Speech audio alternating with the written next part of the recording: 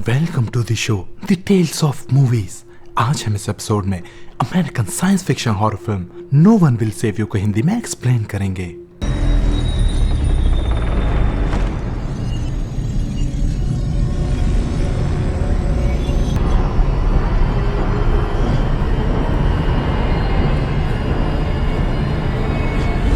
इस मूवी को ब्रायन डेफिल्ड ने लिखा है और डायरेक्ट भी किया है और इस फिल्म की खासियत ये है कि इस फिल्म में सिर्फ 5 ही शब्द बोले गए हैं। तो चलिए मूवी की एक्सप्लेनेशन स्टार्ट करते हैं।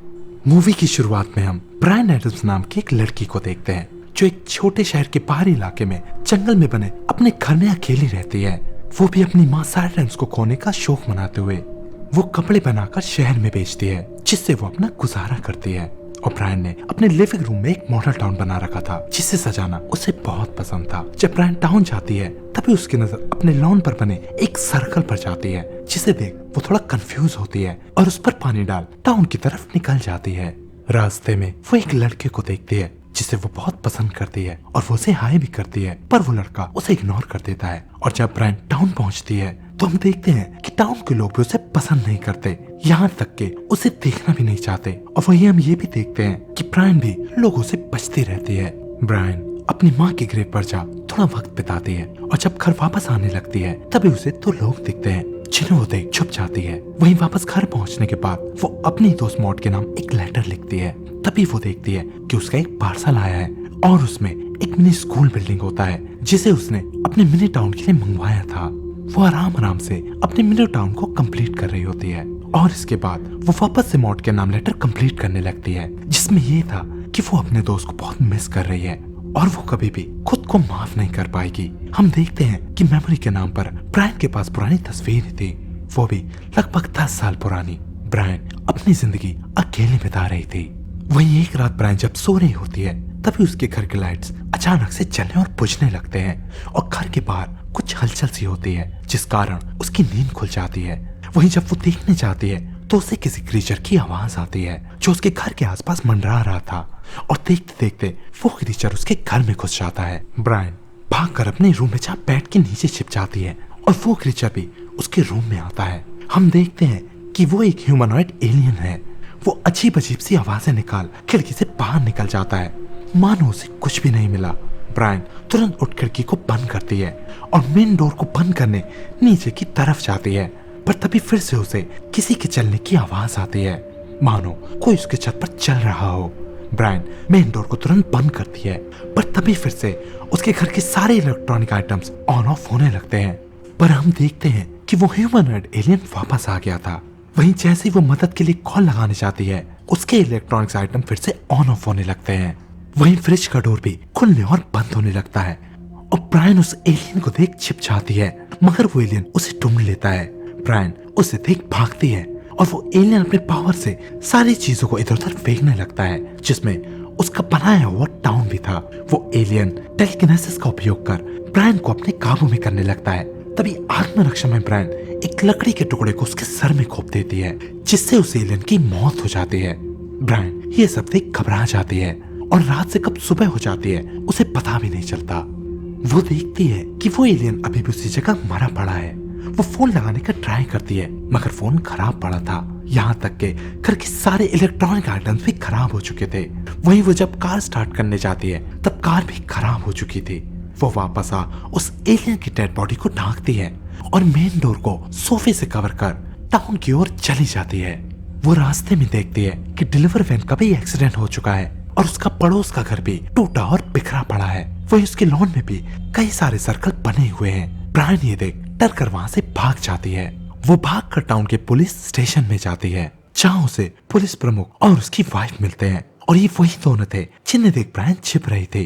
तभी इससे पहले कि वो कुछ बोल पाती पुलिस ऑफिसर की वाइफ उस पर थूक देती है और वहाँ से चली जाती है और वहीं ब्रायन भी बिना कुछ कहे वहाँ से चली जाती है। वहीं ब्रायन बहुत दुखी और रोने लगती है। ब्रायन बस से अपने घर जाती है और हम देखते हैं कि सारे टाउन में ढेर सारे सर्कल बने हुए हैं। वहीं बस में एक आदमी ब्रायन पर हमला कर देता है और हम उसके गले में किसी चीज को देखते हैं जो अजीब सी आवाज कर रहा था। ब्रायन उसे खुद से दूर करती है पर तभी एक लड़की उस पर हमला कर देती है। तभी ब्रायन बस से निकल अपने घर की तरफ भागने लगती है। वहीं हम देखते हैं कि एलियंस ने इंसान को अपने कंट्रोल में कर लिया था। ब्रायन भागते भागते ग्रेव पर जाती है और रोने लगती है। वहीं हम देखते हैं कि वो कब्र उसकी दोस्त मॉड की थी, मतलब उसकी दोस्त अब इस दुनिया में नहीं है और उसे मरे कई साल हो चुके थे।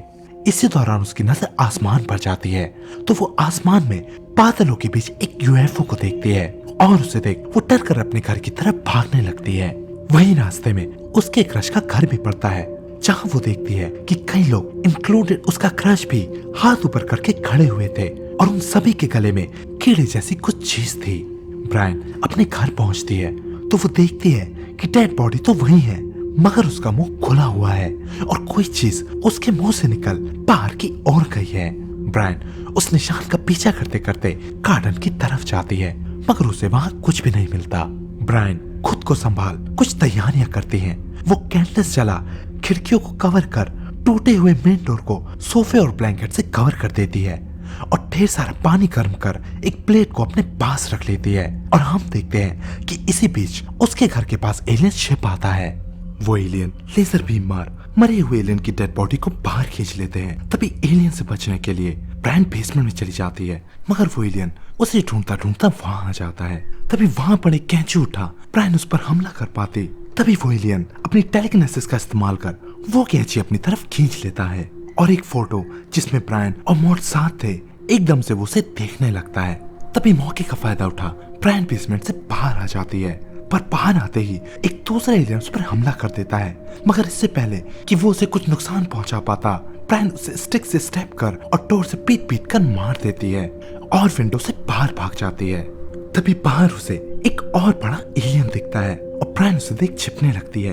तभी एलियन कंट्रोल ह्यूमन ब्रायन को पकड़ उस एलियन के पास ले जाने लगता है और वो बड़ा एलियन अपने शिप को आदेश देने लगता है, पर तभी ब्रायन उस आदमी से अपना हाथ छुड़ा लेती है और जैसे ही शिप भी नीचे की ओर फायर करती है ताकि ब्रायन को ऊपर खींच सके, ब्रायन उस आदमी को लात मार आगे कर देती है और उस बीम में वो आदमी यहाँ ऊपर की ओर खींचने लगता है। पर तभी आधे में ही शिप बीम बंद कर देता है और वो आदमी नीचे गिर तड़पने लगता है और शिप भी वहां से चला जाता है। तभी वो बड़ा एलियन गुस्से में ब्रायन के पीछे भागता है।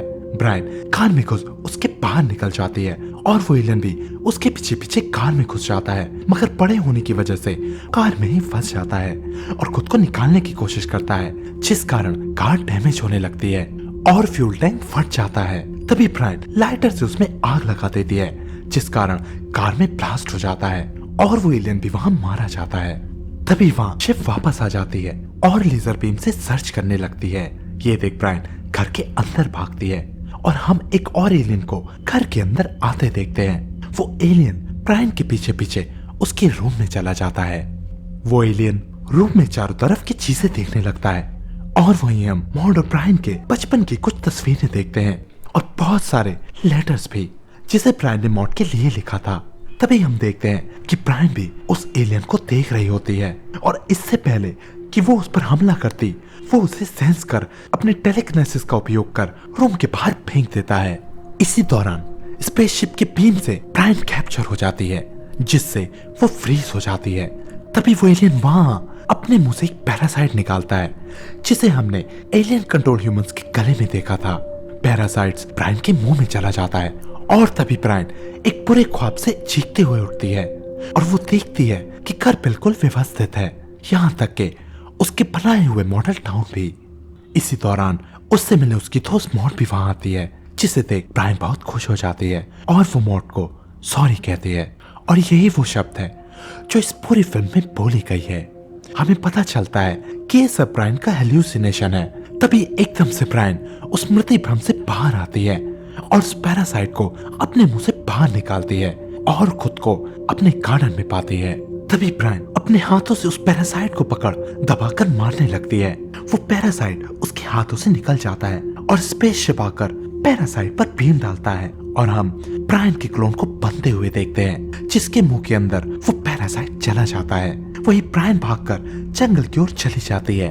हम देखते हैं कि चारों तरफ इसी तरह के स्पेसशिप उड़ रहे हैं, मतलब एलियंस पैरासाइट के जरिए ह्यूमंस को कंट्रोल कर रहे थे और जो कंट्रोल नहीं हो रहा था उसका क्लोन बना उसे मार दे रहे थे।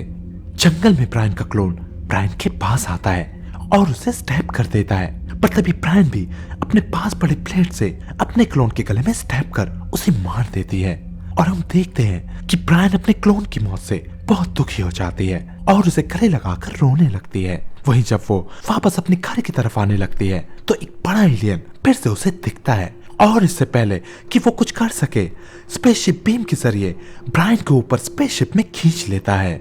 वो एलियंस ब्रायन की मेमोरी को रीड करते हैं और हमें पता चलता है कि मॉडल टाउन बनाने का शौक उसे उसकी माँ से मिला था और एक दिन उसकी बेस्ट फ्रेंड मॉड से उसका झगड़ा हो जाता है और ब्रायन गुस्से में एक पत्थर उसके सिर पर मार देती है जिस कारण मॉड की मौत हो जाती है।